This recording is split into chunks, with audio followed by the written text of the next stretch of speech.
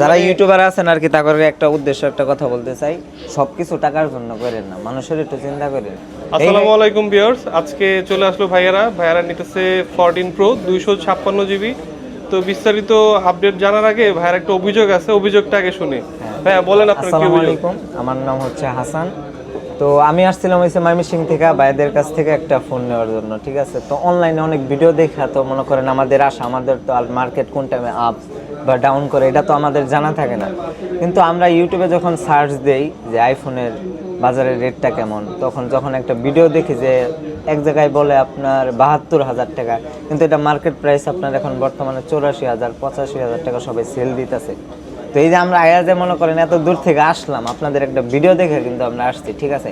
আমাদের বাসা কিন্তু ঢাকা না, যে আমরা আসলাম আর যমুনা ফিউচার পার্ক আইসা আপনার দাম দেখলাম আর নিয়ে গেলাম গা। এটা তো ভাই আমাদের দামাদামি করার একটা থাকে না।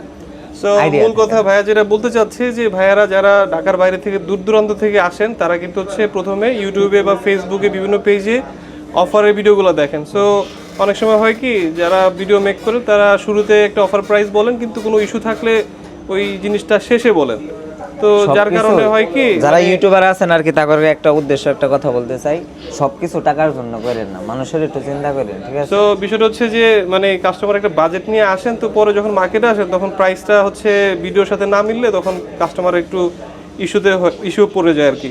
তো এই ভাইয়ার হচ্ছে বক্তব্য হচ্ছে যে প্রকৃত প্রাইসটা যাতে ভিডিওতে বলে, আর ফোনের প্রকৃত কন্ডিশনটা যাতে মানে আমরা যারা ভিডিও বানাই তারা যাতে ভিডিওতে বলি আর কি। সো আমারও একই কথা, যে আপনারা যারা ভিডিও বানান তারা কিন্তু হচ্ছে ফোনের প্রকৃত প্রাইস বা মার্কেটের অবস্থা জেনে তারপরে ভিডিওগুলো মেক করবেন। আর ভাই আমরা যে আপনাকে ফোনটা দিলাম, ফোনের কন্ডিশনটা বলেন। ফোনের কন্ডিশন আমি আপাতত ভালো পাইছি, এটা এখন আমি ইউজ করি না। ইউজ করে অবশ্যই আপনাদেরকে রেটিং দেব। 6 মাস ইউজ করার পরে যদি ভাই ভালো মনে করেন, আমাদের এখানে আবার আসবে বা হচ্ছে একটা রিভিউ ভাই হয়তো আমাদেরকে মনে দিবে। করলে খারাপ, হ্যাঁ ঠিক আছে। তো বাদ বাকি হচ্ছে কত জিবি, এটা 256 জিবি বক্স তো আছে ফোনের সাথে।